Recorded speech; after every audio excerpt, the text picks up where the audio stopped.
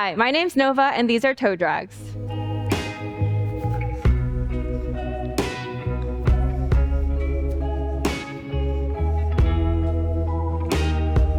I'm going to start with my pole walks. And when I step onto my inside foot, I'm going to drag my outside leg in a big circle around. I thread it through between the pole and my standing leg, and I continue my walks in the other direction. I step onto my inside leg, I drag the toe in a big circle around, thread it through, and keep walking the other way.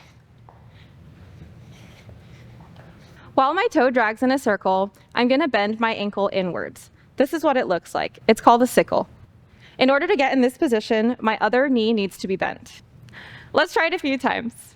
I step, I drag the toe, step, drag, step, drag, step, and drag. I could keep doing this infinitely.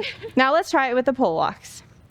I walk around the pole, step onto my inside foot, drag the toe, thread it through, and now I can walk in the other direction, step on my inside foot, drag the toe, and finish.